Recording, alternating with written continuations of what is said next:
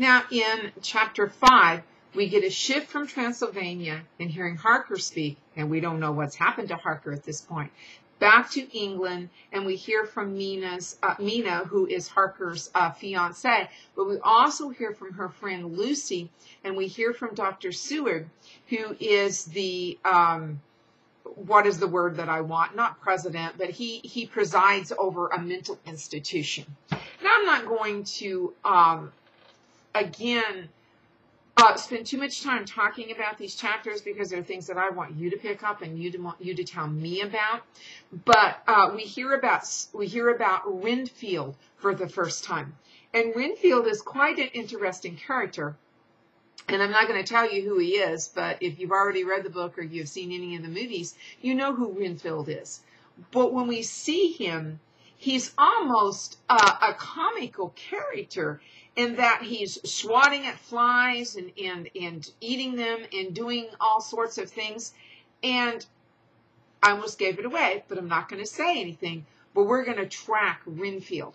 But there is one part in chapter 6 that I want to talk about because it harkens back to some things that we talked about much earlier in the semester.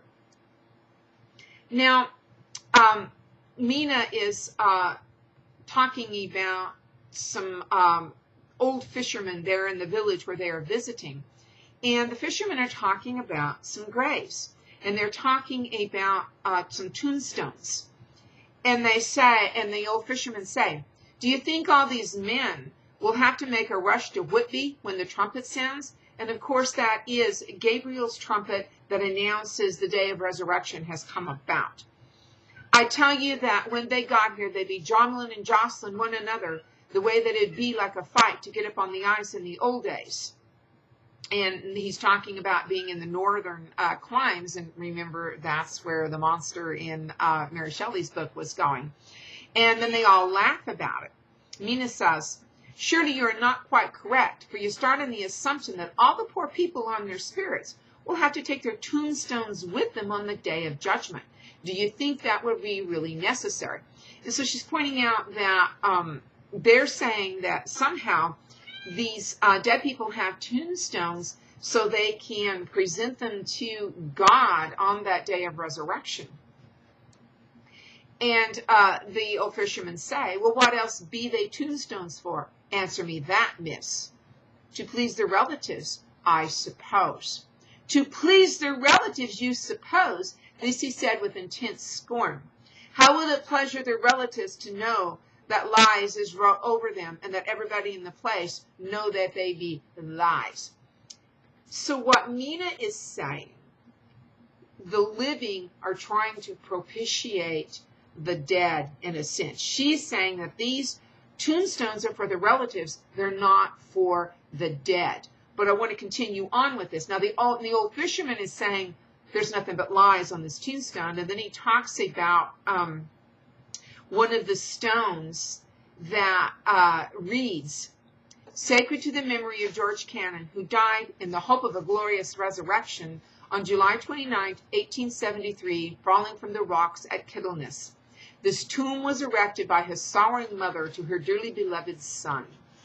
Now, this is really where we get into some of the ideas that we discussed in the earlier part of the semester. The old fisherman, Mr. Swales, goes on to say that this young man hated his mother, that his mother was a hellcat, and that he actually committed suicide in order to get away from her. She put the tombstone up, very likely out of guilt, yes, but also going back to keeping your relatives in the walls of your house or beneath the floor of your house, again, to propitiate the dead and ward off any evil spirits coming back. Does it work? Well, I don't know.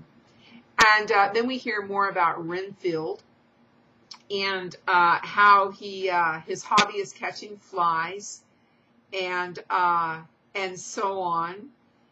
And again, Renfield is an interesting character. but he's quite reasonable at some times.